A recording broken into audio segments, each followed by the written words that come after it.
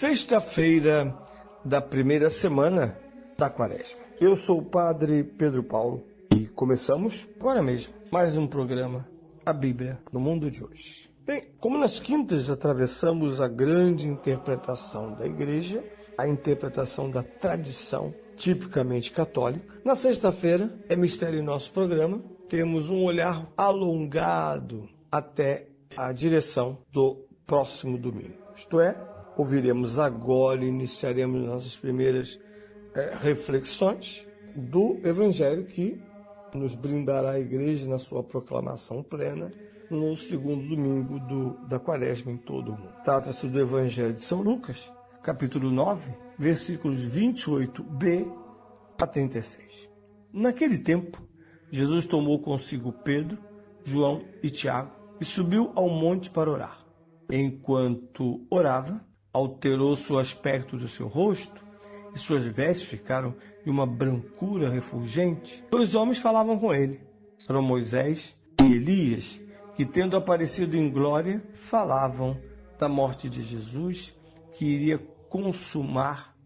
consumar-se em Jerusalém. Pedro e os companheiros estavam a cair de sono, mas despertando, viram a glória de Jesus e os dois homens que estavam com ele. Quando estes iam se afastando, Pedro disse a Jesus: Mestre, como é bom estarmos aqui. Façamos 3 tendas, uma para ti, outra para Moisés e outra para Elias. Não sabia o que estava a dizer. Enquanto assim falava, veio uma nuvem que os cobriu com sua sombra e eles ficaram cheios de medo ao entrarem na nuvem. Da nuvem saiu uma voz que dizia: Este é o meu filho, o meu eleito, escutai-o. Quando a voz se fez ouvir, Jesus ficou sozinho. Os discípulos guardaram silêncio.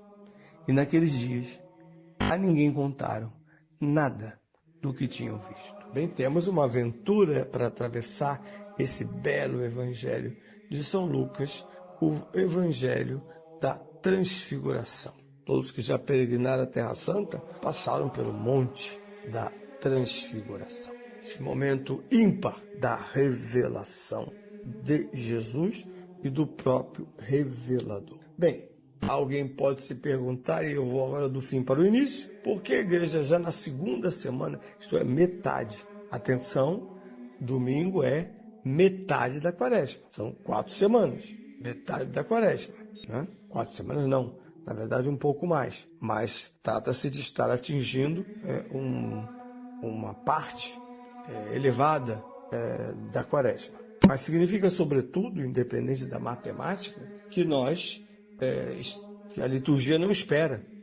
A liturgia, enquanto a salvação do Cronos, que é o Kairos de Deus, a redenção de Deus, ela passa pelo tempo. E o tempo não se interrompe, mesmo quando morremos. Porque ao morrermos, entramos na plenitude do tempo, que é a eternidade. Pois bem, o que temos aqui? Primeiro, São Lucas, que é por isso considerado o Evangelho da oração, insiste que a ida ao monte é para a habitual oração de Jesus. Todos os 3 evangelhos, Jesus é um homem profundamente orante, pela qualidade, pela extensão, a noite inteira, pelas escolhas estratégicas, lugares desertos, onde não será perturbado pela curiosidade ou pelo interesse humano, as multidões que buscavam milagres, os apóstolos em busca de atividades. Mas desta vez, como em outras vezes, ele leva para a escola da sua oração 3 de seus principais apóstolos: São Pedro, São Tiago e São João. E é óbvio, já sabemos, quando um mestre convida um discípulo para alguma experiência específica, especial, e neste caso grandiosa, esta aula deve ser assistida com muita atenção.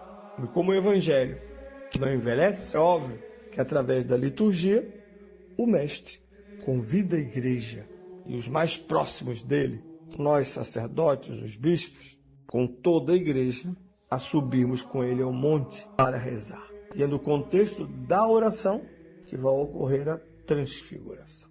Então lembre-se que é um tema que iniciou na quarta-feira de cinzas a nossa Quaresma.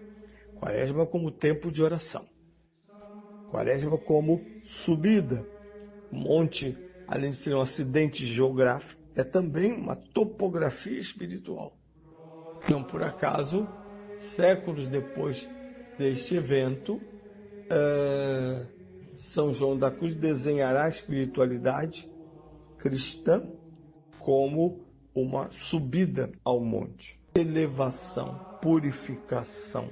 Um tema que já atingira a razão pagã na escrita de Platão, com a sua alegoria da caverna, em que o homem está no fundo de uma caverna, incapaz de discernir sombras e realidade.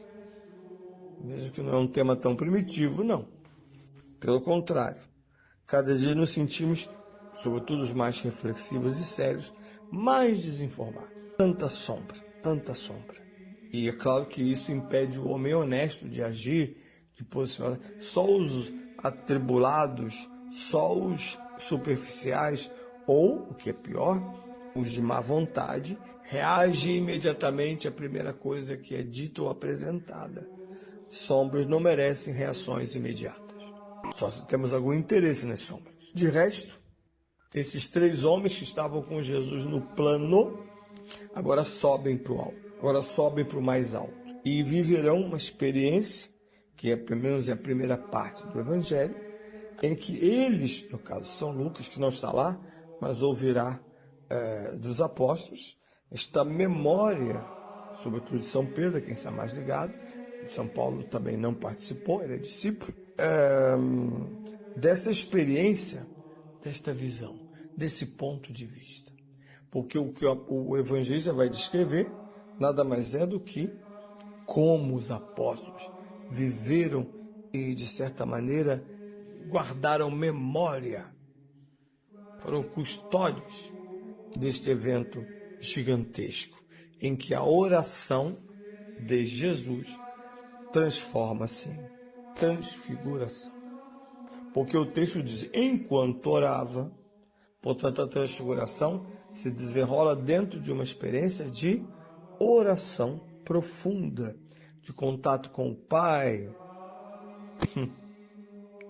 Por isso, um dos papéis da arte está bem apagada no Brasil. Nós condenamos as comunidades a passarem a vida celebrando dentro de galpões, mais ou menos enfeitados. Cada padre que vem inventa uma coisinha, bota um troço, uma escadinha, uma armaria aqui, uma pedra ali. Mas é um galpão.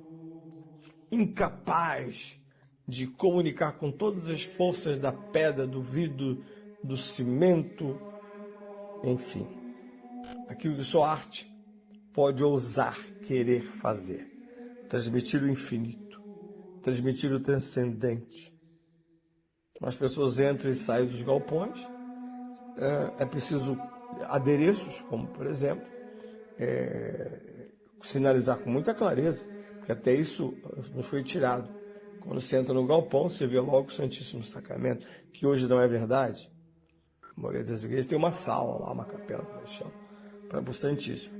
Então as pessoas entram nas igrejas como quem entra no mercado, num salão, né? Salão as igrejas que são chamadas de salão, né?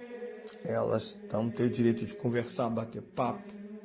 Além do uso multifuncional. Outro dia celebrei 2 Santas Missas e após a missa era um almoço comunitário para construir esse estágio que muitas comunidades brasileiras ainda vivem, mas foi aqui em Portugal. E eles esvaziaram a igreja, puseram mesas e comeram no mesmo lugar em que antes estavam celebrando. Para um teólogo superficial, é uma continuidade, aquela fraternidade. Isso é tudo superficial, porque na verdade o templo não foi feito para almoço comunitário. Não foi. E nem deve ser.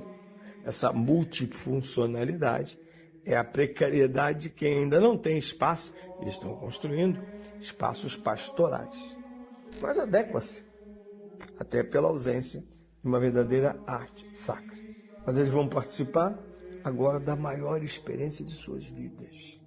E é interessante, o texto começa no silêncio e termina no silêncio.